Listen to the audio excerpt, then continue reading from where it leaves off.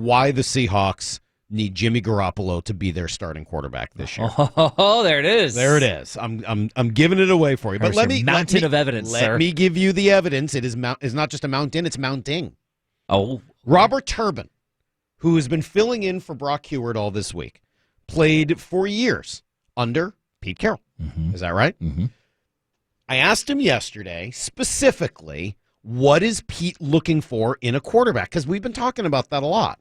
Right? Does he need the deep ball? Does he care about leader? Like, what are the qualities that Pete finds most important in a quarterback? Here is his very definitive, very clear, very simple answer. Just got to take care of the ball. Turnovers is a huge factor for Coach Carroll, winning the turnover ratio. So taking care of the ball and being able to move the chains on third down. That's pretty much it. It's as simple as that. Can you make the play on third down when we need it? And can you not turn the ball over? Period. All right. You hear it straight from Robert Turbin, guy who played for Pete Carroll for years. Guy who lived with Russell Wilson for a while, right? Yes, roommates, right? Two things. Don't turn the ball over. Convert on third downs. Okay? So, I went to profootballreference.com, and I did what I will admit is a fairly cursory examination of this, because I am not a statistical genius or anything close to it. I thought you were going to break this down stat by stat. I am. I've got two stats for you. One of which I did the math for myself because it was not listed. You ready for this? Yep. Two stats. What was the first thing he said? Don't turn the ball over, right? Right. Interception percentage from all four quarterbacks that we've talked about. Jimmy Garoppolo is the lowest, as you would expect, 2.7. It goes up a little bit for Drew Lock, 2.8. 2.9 for Baker Mayfield, and Geno Smith is 3.7. When you look at it like that, it's a little close, but Jimmy Garoppolo has the lowest interception percentage of the four quarterbacks that we have discussed. To be fair to poor Geno Smith, his interception percentage last year when he filled in was only 1.1%. Which is much better, obviously. Sure. But for his career, 3.7%, which is significantly higher than the other three guys. What, you say? That's not enough evidence?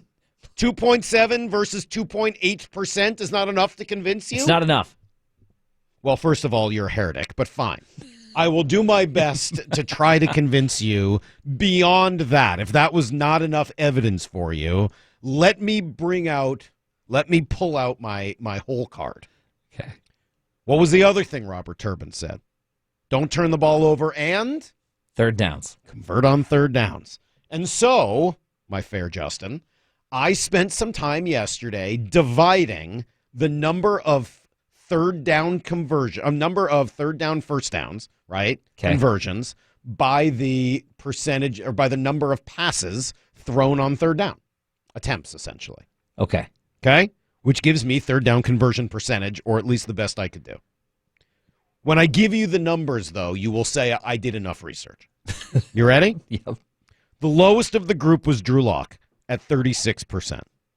You writing this down? Yep, 36% Drew Lock in the third down conversions. The next one was Geno Smith at 38%, as you can see, very close. Yes.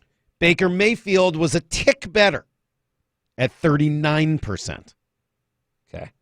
Where do you think the beautiful, handsome Jimmy Garoppolo was? I'm going to have to go much higher if you're...